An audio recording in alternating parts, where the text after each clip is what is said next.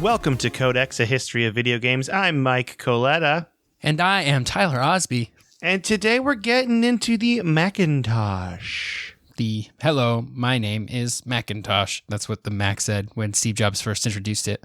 That was a big deal. I remember that talk. I think the talking text thing is pretty fantastic still now. As a 32-year-old man, it still amazes me. Yeah, still incredibly awesome.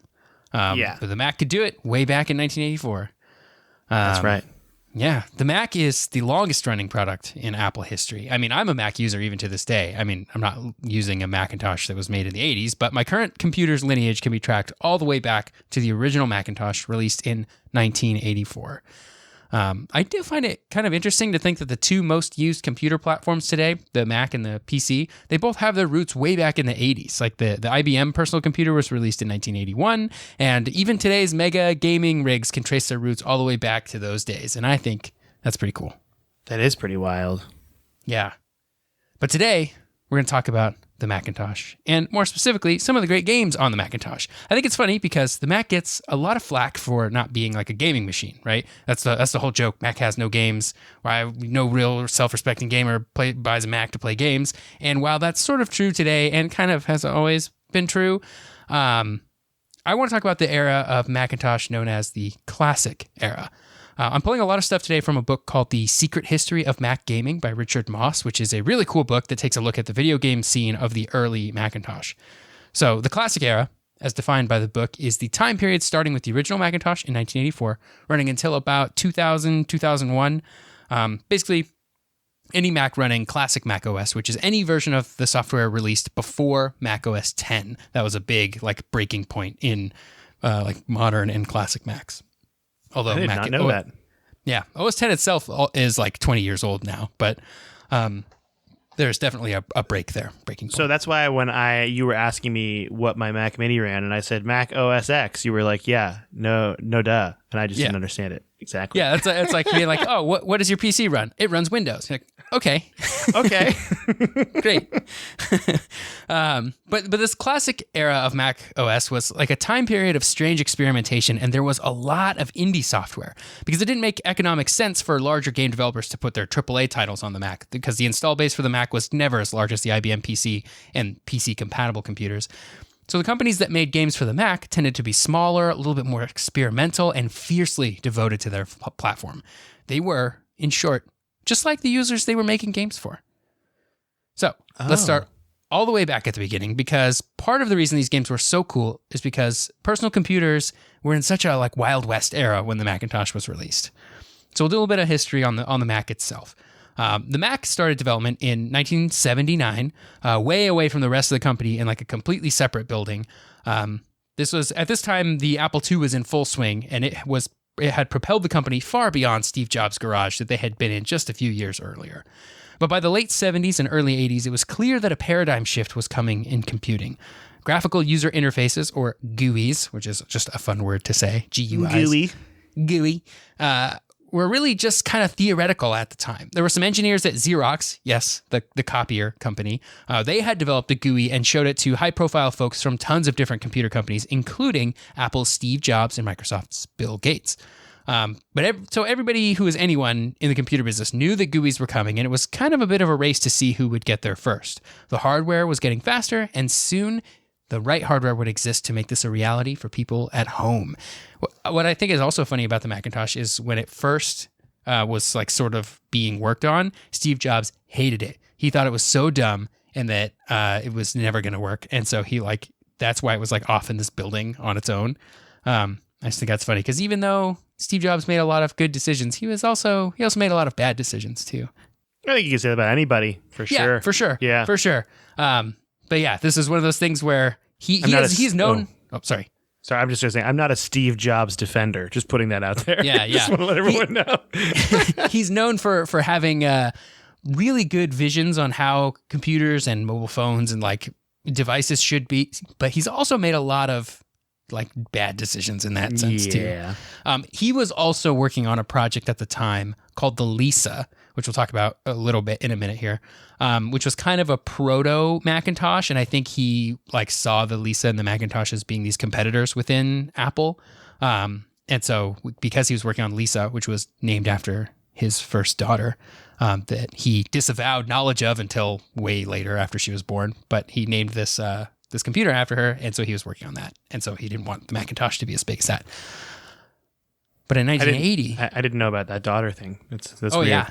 Yeah, there's a lot of drama there where he had a daughter, and the mother was like, "This is your daughter." And he was like, "That's not my daughter.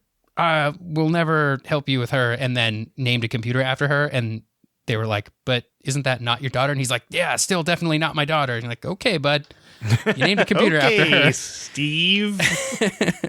But in 1980, Apple did release an Apple III.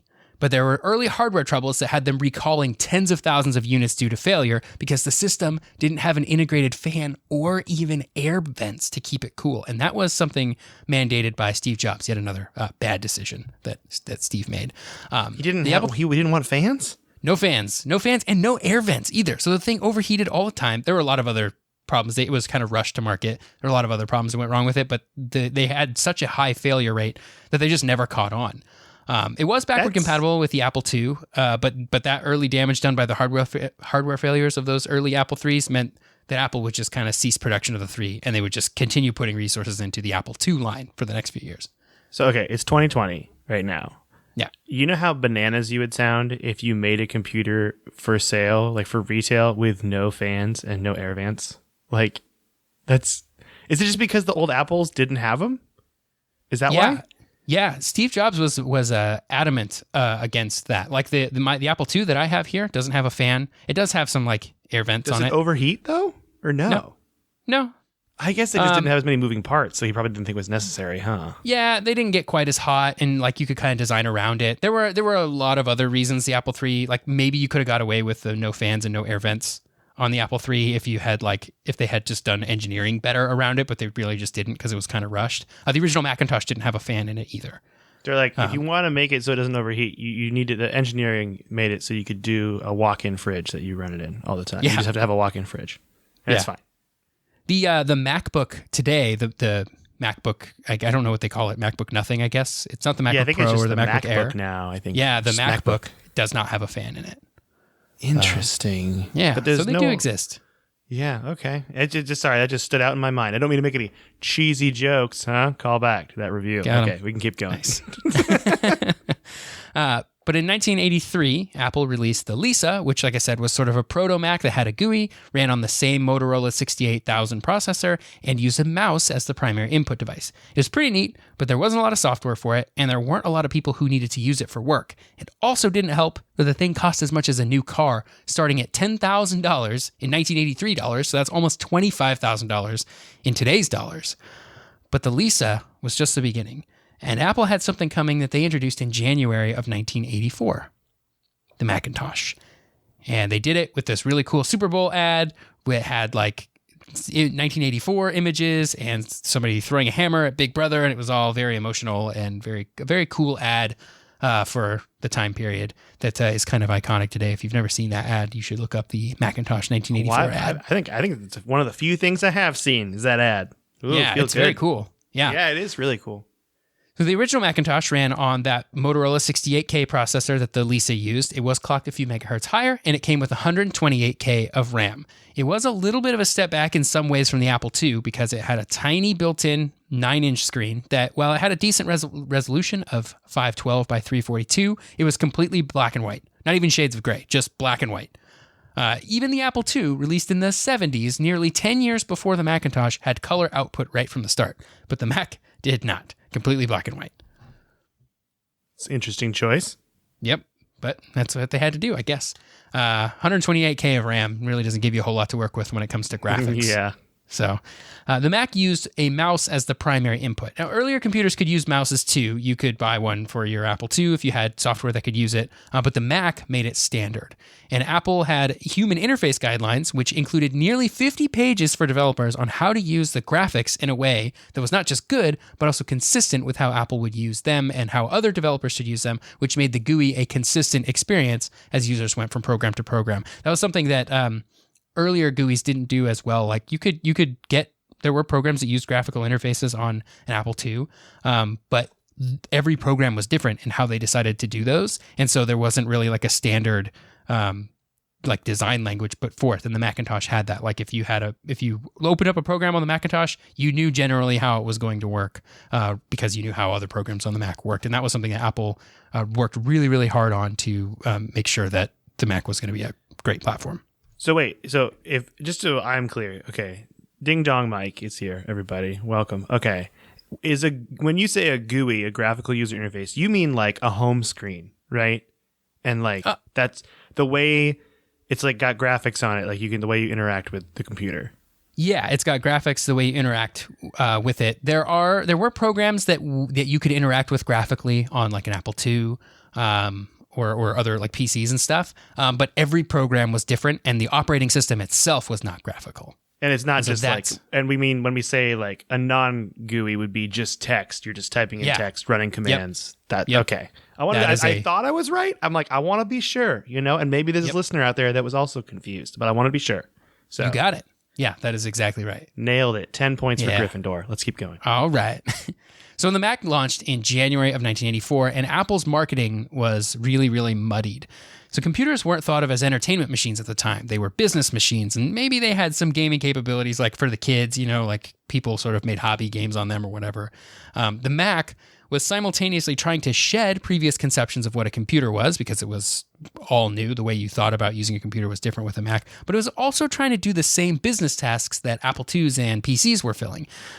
So people didn't really know exactly what they were getting into when they purchased a Mac. Was this a machine for getting work done, or was it an expensive toy? And so consequently, a lot of early Mac marketing didn't play up the gaming capabilities of the platform for fear of alienating those trying to get, quotes, air quotes, real work done. So one of the what is real work? What is it? Right? Even word processing, spreadsheets.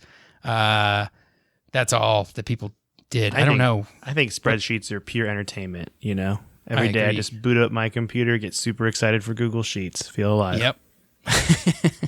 And word processing, man. Whatever you type just shows up on the screen. How's that not fun? Yeah, this is so fun. Yeah.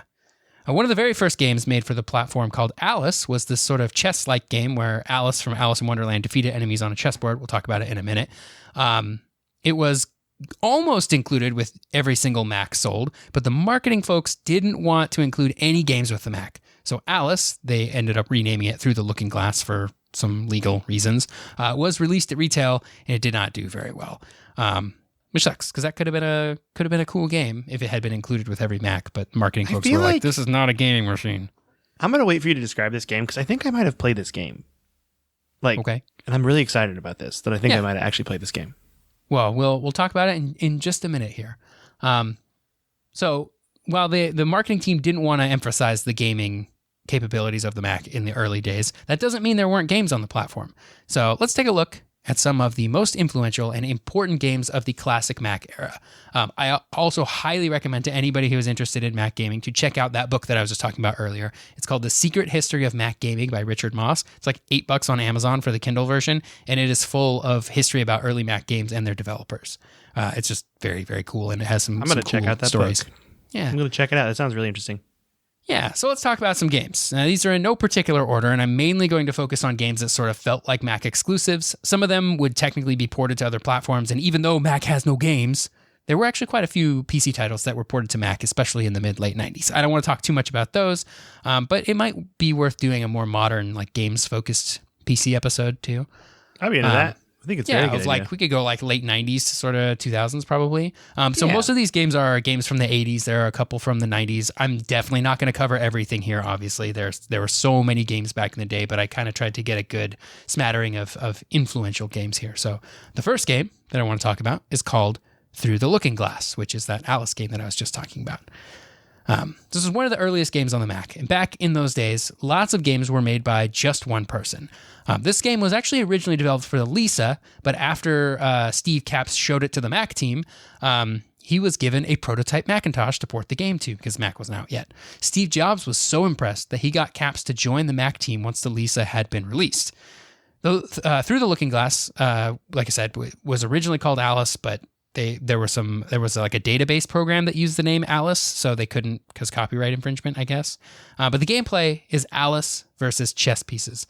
with Alice playing in real time to like try to take the chess pieces while avoiding being taken herself. So the player gets more points depending on which pieces they're able to take. It's really crazy and really frantic when you play on the fast mode. And like I said earlier, this game was originally going to be packed in with every Macintosh sold, but the marketing folks were like, nah, dude, we can't do this. It got a very cool, ornate book style box that it was sold in at retail, which was kind of Steve Jobs' way of making it up to Steve Capps. He was like, he had to take Capps aside and was like, okay, man, we're not going to include your game with the Macintosh, but I'm going to get you this really cool box and we're going to sell it at the store and it's going to be super great. And it didn't do very well. Steve Capps wasn't mad though that they didn't include the game with the Mac. He was just happy to even be considered at all. Like I said, game didn't do very well at retail, unfortunately, but it is a really important game in the history of Macs because it's basically the first game that was available for the platform. And to this day, it is the only game on the Mac written and published completely by Apple themselves. They would never do both of those things again for any game. That's a very interesting fact. I did not know they didn't produce any other games after that point. Yeah. I think they've probably made some things that could be considered games, and they've certainly published games or resold games that were made by other developers. But this was the only game that Apple developed in-house and put on store shelves. Ooh. Yeah. Yeah, that's a very interesting fact. Game number 2 that I want to talk about is called Captain Magneto. And that's with an apostrophe in the word Captain. Captain Magneto. Has nothing to do with the X-Men. This one was also developed by a singular person named Al Evans. It's important as one of the earliest Mac games that people loved. It's like a top-down adventure game where you play as the titular Captain Magneto after he's crashed on a planet. You have to navigate the planet to find helpful items, and eventually you get the Crown of Control, which gives the user mind control powers over people. That's what made your ship crash in the first place. There are other aliens on the planet. Some of them are helpful and give you help in combat and give you hints. Others are mean and you have to fight them. Kind of reminds me of Pikmin, actually, where you like crash land on a planet and have to rebuild your ship with the help of helpful aliens while defeating the not so helpful aliens. That's early Pikmin. Yeah. Early Pikmin, yeah. This game actually came out a year before on the Apple III, but as we know by now, that computer did not do so well. It was in full color on the Apple III and kind of looked like an Atari 2600 game, but on the Macintosh, it was higher res black and white. It was also controlled entirely by mouse, as most Mac games were at this time, because mice were all new. Everyone with a Mac had a mouse, and the whole computer was designed around using the mouse, so of course the games were made for the mouse too. This one also utilized that really cool Mac speech synthesis hardware to have the aliens speak to you, which was pretty neat. That would blow my mind as a kid if I was playing that game. Yeah. Pretty crazy. Number 3 on our list of Mac games is a game called Brickles. This is a game that I actually played at a friend's house back in the day on his family's Mac Classic. It's a clone of Breakout, which is fun because that's the game that Jobs got Steve Wozniak to develop for Atari and ultimately inspired Steve Wozniak to build the Apple II as a machine that could play Breakout at home, which I think is kind of interesting. Like, we come full circle. You got Brickles now on the Macintosh. All the way around. Yeah. So in Brickles, you're a paddle that like bounces a ball around, clearing bricks at the top of the screen. If you've ever played Breakout, you've played Brickles. Again, this game is also controlled exclusively with the mouse.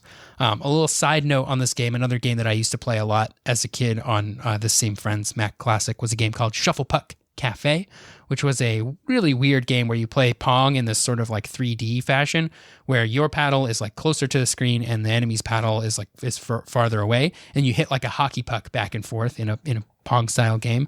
I'm not really sure how important this game is in particular to Mac gaming history, but it was very important to me as a gamer on old Macs. There were like a bunch of wacky characters that you played against, and they all had different styles of playing, so you could play against them and learn their style and to beat them.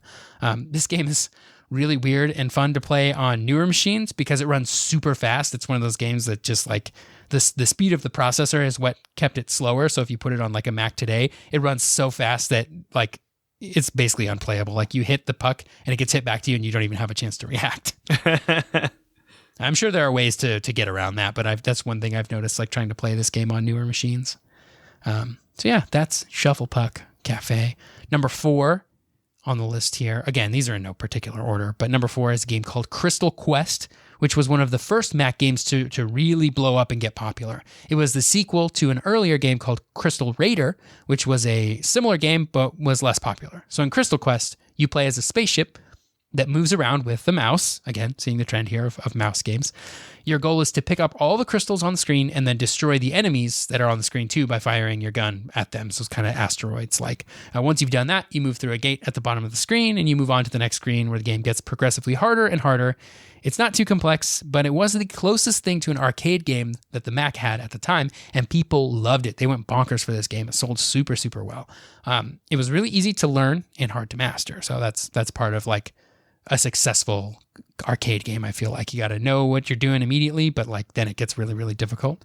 Wikipedia says that if you played this game in color mode, it would run slower, making it a lot easier.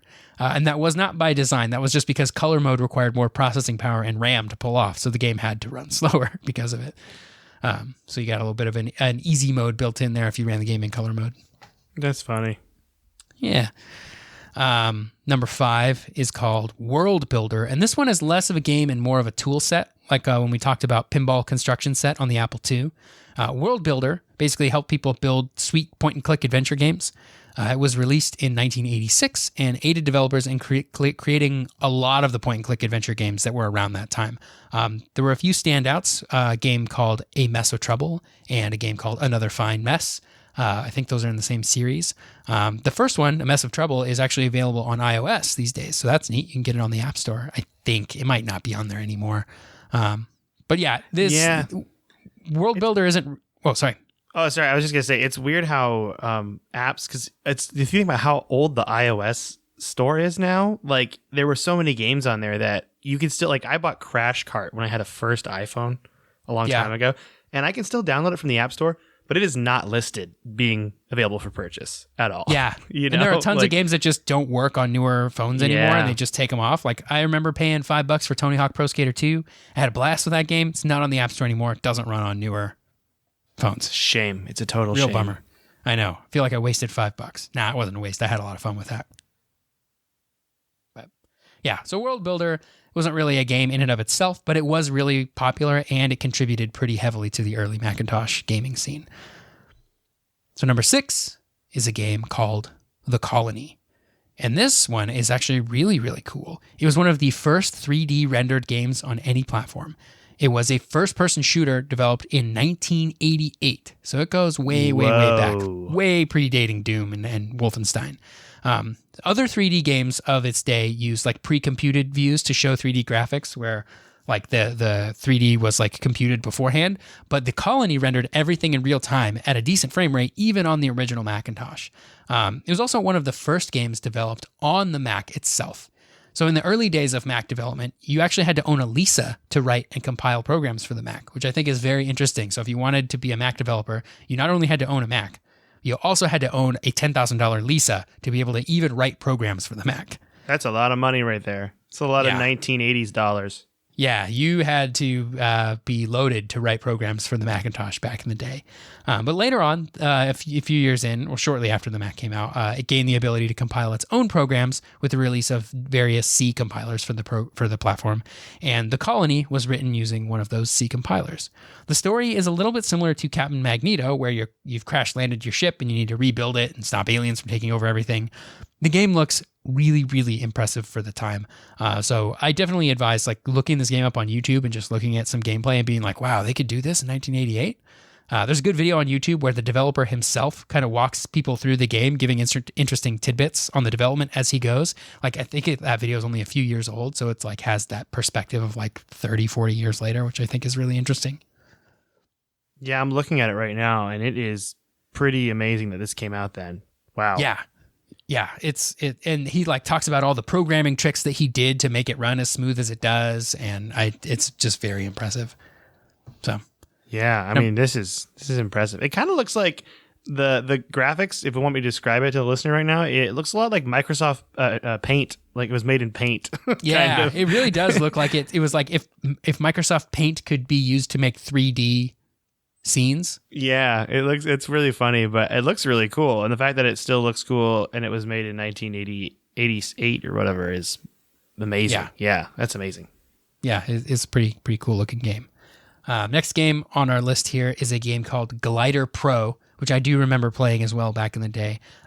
This game is a great example of the weird games that were being made on the Mac back in the day. So in Glider, you play as a paper airplane navigating an entire house using the air vents to like raise you up, and you're trying to avoid obstacles on the way. So like when you're over the air vent, you're going up. When you're off of it, you're sort of falling down. So you have to like time your up movements with your down movements and avoid all the obstacles and stuff. So it's a really simple concept, but there are some really crazy house setups, both that came with the game, and it included an editor that people could make their own levels with. Tyler, I played this game so much, and it made me so happy. Because, I was wrong about Alice. I looked it up. I did not play Alice or Through the Looking Glass at all. I confused it with a different game. But this, I 100% remember and played. It's so addictive. Tell me about it. Like Glider, I played this so much in like Eagle River Elementary School in Alaska. They had it on the IMAX there. And I played this game. Like, it was addictive because you just always wanted to keep trying to get through the house. And I think it was because you the same always house. knew where you messed up. If you messed up, you always knew what happened. You're like, oh, I know what I need to do next time. Yeah, and I think I played this game and I probably played the same house and never beat it for like a solid year. Like that's how bad I was at it. But I mean, granted, this is me using like 5 minutes of computer lab time at a time because after I got my assignments done, of course. Yep. Okay. But yeah, this game is super cool and it's got a really cool looking art style to it too. Yeah. It's like actually kind of neat. It's I think this game holds up. Like you could play this game now, and you probably can on some weird website you played in Flash, I'm sure. Yeah, there's probably like some Flash version of this game. Either a Glider Pro. Actually, Glider Pro, they did release the source code for it at some point, so I'm sure you can find like a modern version that it will run on your Windows 10 computer probably. But even back in the day, the game had a huge following. So there were magazines that reviewed custom house sets and included them like floppy disks with the magazine.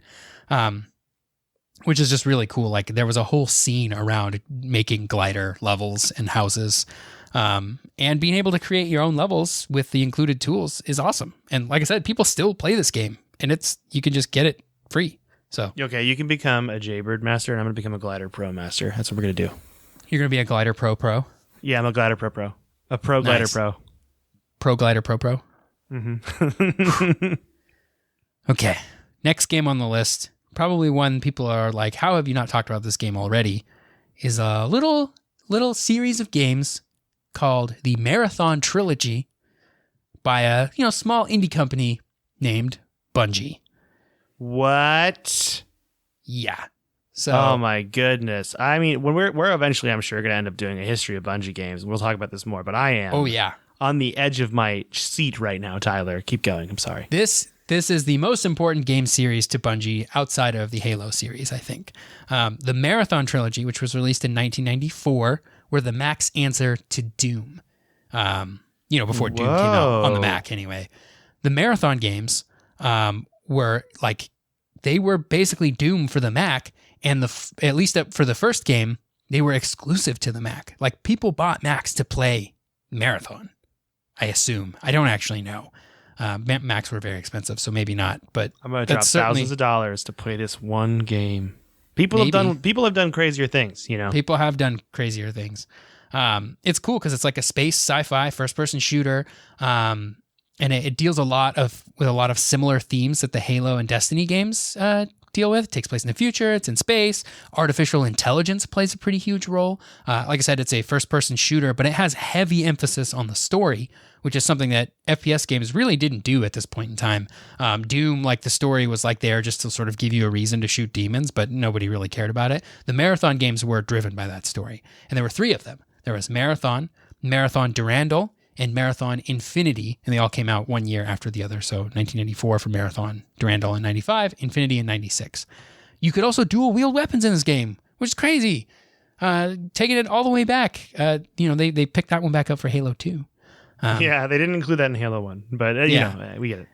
But it was like exclusive to Mac gamers, at least for a little while. Later, Marathon games would be ported to other platforms, but Bungie at the time was firmly a Mac developer. And there was a little bit of controversy in the late 2000s when Bungie was bought by Microsoft. This was seen as a betrayal of the Macintosh community and everything it stood for. There are some people who are probably still mad about it. You know how I get mad when we talk about G4 and I get mad about what they did to Tech TV? Yeah, there are people that are still mad about what Microsoft did to Bungie, probably. It's like that and then what the best Batman movie is how you fire Tyler right up. You know, Yeah. that's the two things. The answer to that question is Lego Batman. There it is. I will Hot fight take, but you know what? I've heard your arguments on it, and I strongly agree. If we want to do an episode on that, we can talk about it later. If people are interested in hearing about why Tyler believes that Lego Batman is the best Batman movie, email us at codexhistorypodcast@gmail.com. Or join the Discord. We can have a whole Discord thread about it. Yeah, there you go. That we can talk about what the best Batman game or Batman movie is and why it's Lego Batman. You know, the real issues. Yeah.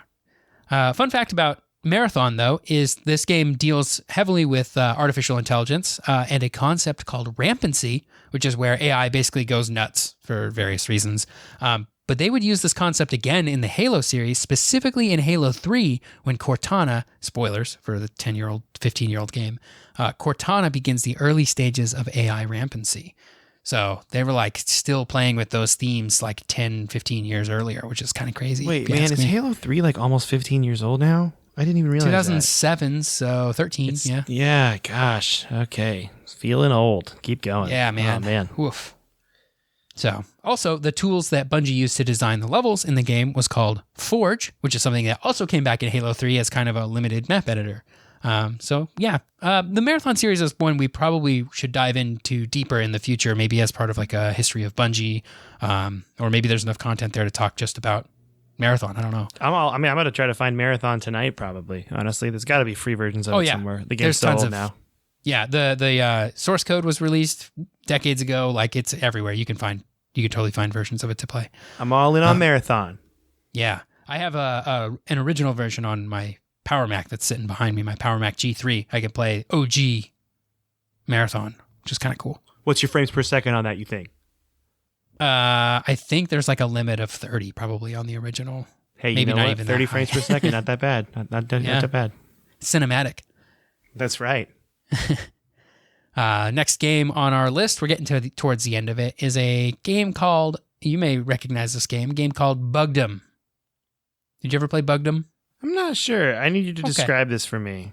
All right. So I think that those folks around my age that had iMacs in their school computer labs growing up remember Bugdom. It was included with the iMac DV computers that were released in 2000, and it was the coolest game that you could play at school. I know it's on the later end of the classic Mac era, which probably some might say an iMac is not really a classic Mac, but I don't care, and I'm going to talk about this game anyway. Can I interject? I have played Bugdom, and I also want to note it's made by Pangea Software, who also made a game called Nanosaur that I played a lot of. Yeah, and I think did they also make Cro-Mag Rally?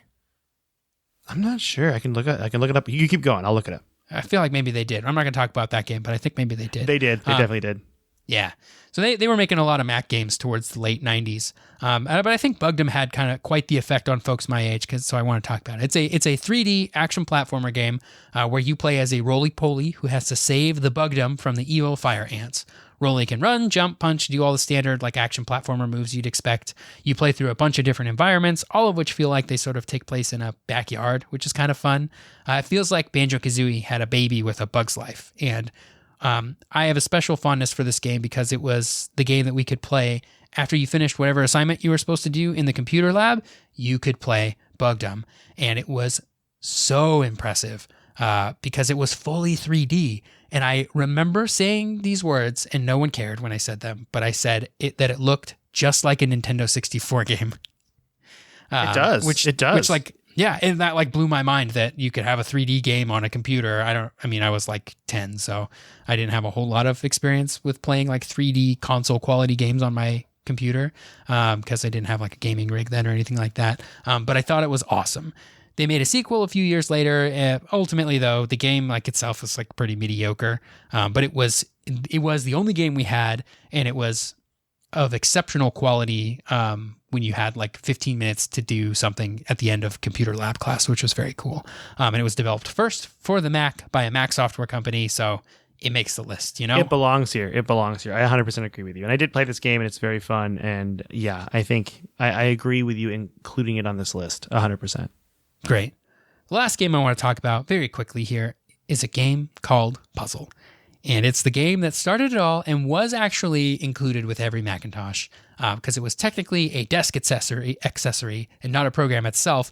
It was just one of those sliding puzzle games where you like try to line up all the numbers in order, where you move like one at a time and you make room to like move them around. Yeah. I remember. Yeah. I vaguely remember these, but yeah. Yeah, I think it was included like sort of to teach people how to use a mouse, where you would click the number that you wanted to move. That's it. That's all it was. It was just a puzzle. I don't even know if anything happens when you actually solve it. It may just sit there, The guy who developed Puzzle right now is listening and is like, just a puzzle, Tyler? It's so much more than a puzzle. I started a legacy of gaming. I started a way to Macintosh. teach people how to use a mouse. Oh. So that's all the games on my list. I do have one quick honorable mention. And I can read this right now, and I'm so excited. I had no idea this happened. Okay, go ahead. Yeah. So an honorable mention for a game called Halo, which is the game made by Bungie. It's a mega franchise today, blah, blah, blah. We all love it. But Halo was actually first announced by Steve Jobs at Macworld in 1999 as a game that would be released on the Mac and Windows at the same time. But he was very proud to have announced it for the first time ever at Macworld in 1999. And it was, everybody was really excited for it because it was the next game from Bungie, which was one of the largest Mac game developers at the time. So it was pretty cool. They like showed a couple of screenshots and were like, this is Halo. It's going to be sweet. See you next year. And then shortly after Macworld, Bungie was bought by Microsoft, and Microsoft said to Bungie, okay, you make Xbox games now. And that's how Halo became an exclusive on the original Xbox. That's so dirty. That's such a dirty move. Like Steve Jobs did it, and then Microsoft's like, we're going to buy it so they won't be on Mac. Yeah. Well, Bungie was in a really bad spot at the time because the game that they had just released called Myth 2 had this really bad bug where I think it was when you uninstalled the game, it would delete everything else in the same folder as it. So if you installed this game to the root of your hard drive and then uninstalled it, it erased your whole hard drive. What? And so what they had to do was because this was back before you could actually patch a game over the internet, they had to recall it. And it cost them $800,000 to recall this game. And they were in like really bad financial position after that. And Microsoft was like, hey, we'll buy you. We'll fix all your financial problems if you make Halo for the Xbox. And they were like, well, I guess we have to because we goofed and now we need money. So that's how that happened. I'm putting a Bungie episode as a top priority of episodes we need to do because this is bonkers. Between this and hearing about their marathon games I never heard of, I'm like, I don't know so much about this game studio that really was my entire like childhood. So yeah. They made another early Mac game called Pathways into Darkness, which was kind of a D&D inspired RPG thing where it had like the graphics of the RPG on one side and like sort of what was happening on the other. I didn't talk about it very much, but it's also an important early Mac game, I think. All right, we got to cover Bungie. Yeah, we could do a Bungie episode. And there's tons of information on like the history of Bungie because they're so big with Halo and all that. So, but that's it for this week on early Mac gaming. Which is when I think Mac gaming was the most interesting. After the transition to Mac OS X, it becomes a little bit more synonymous with PC gaming. There would be a small amount of like AAA PC games would get like kind of shoddy Mac ports, giving the Mac a reputation of having no games and just generally not being a serious gamer's machine. And it had kind of lost its sort of underdog, renegade spirit a little bit too. Like Apple was a pretty big company by then. And so like there just wasn't that like indie spark of people making games for this platform that they loved. And games just sort of evolved beyond that too. And I would say some of that is still in the indie scene today. Actually, the early Mac games remind me a lot of the period of time where there were like tons of Flash games being made in like the early to mid 2000s, where you just get all kinds of weird Flash games getting made for free. You remember those days? Like Newgrounds? Yeah. And like people were just trying all kinds of new weird stuff because it was just like this new technology of like being able to play games in a web browser and you could make them for free. And like, it was just really cool. And so like early Mac games had this, like, there are no rules feeling to it, similar to how Flash games did in the early mid 2000s too. Yeah, man, I'm gonna have to look up Glider Pro again because that's just like, oh, you really hit a spot in my heart. Yeah, that I forgot was there. Yeah, so Macs were never really like a serious gamer machine, like whatever that means. because of all those like experimentations. And then as gaming got bigger and budgets got bigger, Mac just doesn't receive those ports that it probably should, or I would like to see. In 2010, though, Valve did release Steam on the Mac 4 years after Apple switched to Intel processors, which did a lot for Mac gaming, gave the platform some credibility, and it gave gamers a centralized place that they were already familiar with that they could use to buy games compatible with Macs. So Steam was a pretty big deal, but it didn't change a whole lot.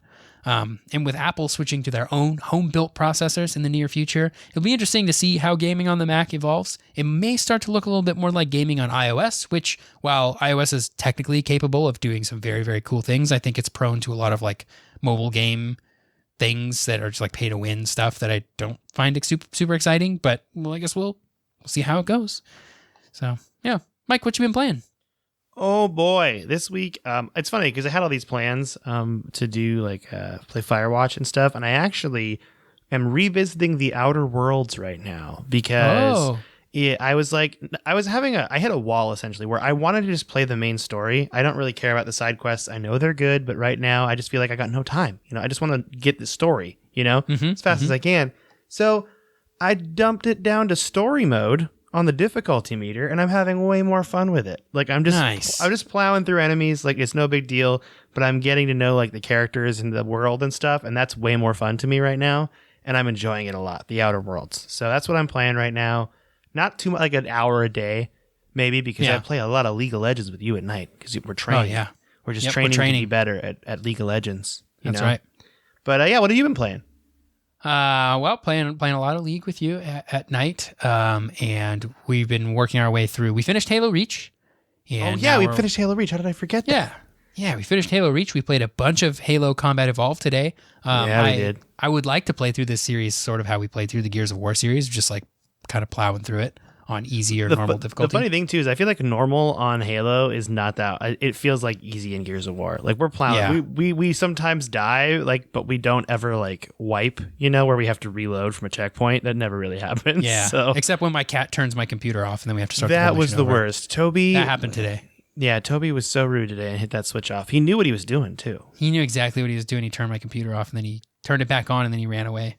That sounds like a really big Toby move. Yeah, it was super rude. But yeah, I haven't really been playing a whole lot of other games beyond that. I did start a new TV series called Black Monday, which I think just finished its second season. That's all about the stock market crash in the 80s. That was crazy. It's like interesting. It's like a comedy drama. It gives me like kind of Weeds vibes to it, where it's like sort of serious, but like still pretty funny. It's I think produced or directed by Seth Rogen and Evan Goldberg. So it's definitely got like funny undertones, but like this sort of serious scenario. It's very interesting. So yeah, I've been having fun watching that. And I actually just started tonight the Harley Quinn animated series that you recommended to me, and it is hilarious and amazing. Fantastic. It's so good. Like this is what we all wanted with a comic book cartoon, is to be like excessively gory and violent and full of swears and hilarious, and it's fantastic. So it's perfect, and it gets really good too. Like the first couple episodes are good just because they're interesting, but once the like sort of story that connects them all together like gets going, then it starts getting really good too. Nice. Well, we got some emails to read. You want to read some emails? Sure. All right, this first one's from Pesky Olive. All right, so he says, "Hey, Mike and Tyler, Pesky Olive, it's Michael here. I've been wanting to email for so long, but I finally decided to send one your way. I love your series and the different histories and discussions and everything you do. Might I recommend a history of Square Enix / Squaresoft? Kingdom Hearts is a very close game to my heart, and I would love to hear more of it. I just saw that I think currently you can play every single Kingdom Hearts game on Game Pass. I think you're right. Yeah, I just saw it. I need to jump into this. That series. Yeah, I know you do. So that's near and dear to Tyler's heart, and it should be near and dear to mine. I need to do that. You're right, Pesky Olive. I just recently got into PC gaming and streaming, so I'm constantly trying new games and finding new people to play with, and I would love to play Ricochet and Divinity with you two. I'm going to end it here. Don't want it to be too long, but expect to hear more from me. Yours sincerely, Pesky Olive. Thank you, Pesky Olive. But yeah, I would love to play more guys. We need to talk. We played Ricochet. We did it. We did. That's right. We played Ricochet. I think we had like 6 or 7 people in there total, including us. and it was super fun, and we really made the most out of this mediocre game. Game's not good, but we had fun together. Yeah, what we realized, though, there's one level called Crossfire, and that is the quintessential Ricochet map, because it's actually like in a building, sort of, and it feels more like you're playing like I guess Team Fortress, or like, I don't know, any other multiplayer first-person shooter, but with with murder frisbees, and that was more fun, I think. Yeah. So, but yeah, it was really good. It was a really good time. I didn't write down everyone's name who should have played. I could have given them a shout out. I feel super bad, but we got to look that up and figure it out. Yeah. So good time. But it was really fun, and I think we're gonna do this where we play older games on the disc. Like, we'll all do that together every once in a while. Just play older games, and so it's on our Discord. I'm gonna change the channel name from Ricochet to like old games we play or something, and we'll go from there. I think Half-Life 2 Deathmatch was thrown out there as possibly one we play in the future. So yeah, it's gonna be a good time. So jump on our Discord. There's a link to it pinned to my Twitter profile. If you want to go there, just click it and it'll invite you. Or you can email us and I'll send you an invite too if you can't figure it out. Or if I take the pin down, I don't know why I would, but I might. So yeah. But yeah, check out the Discord. So that was our email. Thank you so much, Pesky Olive. I know your name's Michael, but I'm gonna keep calling you Pesky Olive because it's just fun to say. So we read the next one? Yeah, we got one from Ryan here. He says, "What's up, my dudes? Old man Ryan again. Super good to hear some talk about Gauntlet. Can't wait to hear your guys' takes on the Polygon versions. And the new Discord is a great place. Let's all be friends. Until next episode, sent from my iPhone." I'm going to start reading the sent from my iPhone parts on people's emails. Let's all read the sent from my iPhones. We got to do it. This next email is from David. David actually says, "Hello, docs." I mean, I guess it's like a Bugs Bunny thing, That's what it feels like. "I have been listening to your podcast for a while, and I enjoy listening to your episode every Monday. I'm a mobile gamer, and cannot wait until COVID is over to get myself a part-time job so I can finally afford myself a PC and finally play some good games." And it says in parentheses, "In my opinion, 99% of mobile games are garbage." I don't think you're wrong, David. I think I strongly agree with you. Probably pretty accurate. Yeah, it's a lot of pay to win. I'm a car guy. I love playing FPS such as CSGO, and I love playing Tetris. But I'm so bad at Tetris 99. It makes me so mad still. This is Mike talking, not David. It's infuriating. We need to try that out, Tyler, and get better at that. That should be a thing. Okay. David keeps saying, "But as you guys could have guessed, the mobile version of those games are pretty trash. I've maxed out 10 times in Tetris Mobile, and that game is just trash. Max level is 15. There aren't any proper CSGO mobile games and no fun car drift games such as Assetto Corsa." Okay, I see people popping up on my Steam playing Assetto Corsa. I had no idea that was a car game. Good to know. I have a few questions for you guys, and a fun fact, and 2 future episode suggestions. So here we go. What is your dream car? My dream car. That's actually, you know what? I actually know what my dream car is. It's a Shelby from like the 60s, and it was the one that was in, what's that movie? Gone in 60 Seconds with Nicolas Cage. Remember, He had a name for the car. I have not seen that movie. Although, if it was a video game car, I would want a Warthog. Because who wouldn't want a Warthog? Yeah. My dream car, if I could get one right now, I'm not a car guy, so my dream car would just be like a Tesla Model S, or I guess what's the new Roadster that's coming out, the one that's super fast or whatever. I get one of those. Yeah. I just want an electric car. That should have been my pick too. That's like cool because it looks like a spaceship inside those Teslas. Yeah. I just want an electric car. I just think electric cars are very cool. So it's funny because it would be a Tesla. Yeah, everything with me with like cars is like, does it look like a spaceship? Would 10-year-old Mike be really into this? Then yes. The next question is, what are your top 3 favorite weapons? You've heard the OP, P350, and ACR. I'm going to say game weapons because I can't think of real weapons, but I'm going to say game weapons. So I'm going to say the pistol from Halo. Yeah, that's a good choice. I don't think we have to do it in particular order, right? We can just do pistol and Halo. Yeah. I think the gravity gun from Half-Life 2. Uh-huh. And then the last one I'm going to pick is, oh my gosh, we would actually have to do a whole separate thing for Destiny weapons, but my favorite Destiny weapon from Destiny 1 was Icebreaker, which was a sniper rifle that would just automatically reload. And it was game breaking, but it made such a satisfying noise. And like, it was so fun. That was my favorite video game weapons. Okay. My favorite video game weapons are the crossbow that shoots heated rebar from Half-Life 2. Oh, that's a really good one too. The gravity gun, but specifically when you pick up a toilet and use a toilet to hit somebody. So that's 2 of my favorites are from Half-Life 2. And then my third favorite is probably like It must be something from Destiny, like Whisper of the Worm, probably, just because of that's such a good cool gun, quest too. you got to do to get it. And even though the gun sucks now, it was really good for a long time, and that's fun. It feels like a secret. Like you feel like you really accomplish yourself when you get that gun. Question 3: have you guys made a gaming have you guys made like a gaming setup out of cardboard or Lego? Follow up: me, I made a steering wheel out of cardboard for my tablet. That's actually a really cool idea, though. I should do that. Like you could easily take like an old Wii and make your own Wii accessories out of cardboard and Lego. And why haven't I done that? But Nintendo sells a whole thing. The whole Labo thing is like cardboard, right? Is for making accessories out of cardboard. Oh, really? Yeah. That's what Labo is? I didn't even know what Labo was. Yeah. Oh, well, there you go. We should get Labo and just try it out. I would actually think I play D&D, and sometimes I make really nerdy crafting things, but I don't want to get into that right now. I don't want listeners to know about that. You want people to think you're a nerd. No one should know about that. Next thing. You want me to go on the next thing? You got it. Okay. Fun fact: Yoshi's real name is T. Yoshisaur Munchakoopas. That's a great fact. That is, yeah. Future episode suggestions: history of car video games. That's a really good one because you got like Gran Turismo and stuff like that. Really break in the mold. And then history of mobile games, which I think is a great idea because you have not only like. Now I agree with you that 99% of mobile games are garbage, but like the early days of like Snake on Nokia phones and like the weird things you could do that were like, I think there's definitely some meat there for us to look at, you know? Yeah. So I definitely like even some of the earlier like iPhone games, like remember Cut the Rope? Oh, and, yeah. Doodle Jump was Doodle like Jump's so good. Really Fruit fun. Ninja. Yeah. Fruit Ninja. Fruit Ninja. Yep. Good suggestions. Thank you, David. Keep on the good work. Your neighbor, kinda, David. So David, thank you so much for the email. And we got one more to read. You want to read this one, Tyler? One more mail. Yeah.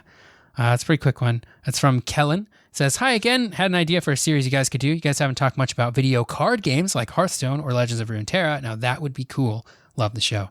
Hearthstone came out in like 2014, so that's still a little new. Legends of Runeterra is brand new, so I don't know if we'd want to. There's gotta be like card games that inspired those, though, right? Oh, but definitely, there's like you got like Pokemon card game, right? Magic. I mean, obviously Magic. Yeah. There's tons of Magic games. I mean, you can talk about those Final Fantasy like Triple Triad and Tetramaster and stuff. So. Oh, the game from KOTOR, Pazak is what it's called. Yeah, that one's good too. Yeah, it's good. That's a good one. Yeah. Thank you so much for all the emails. You can email us at codexhistorypodcast@gmail.com.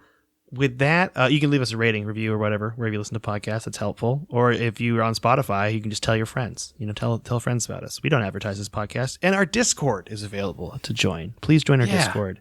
It's been fun conversation. People have been sharing their like old video game setups. I saw a bookshelf that was just all Nintendo. That was fantastic. Big fan of that. It was so wonderful. So yeah. And you want to say bye to everybody, Tyler? Yeah. Goodbye, everybody.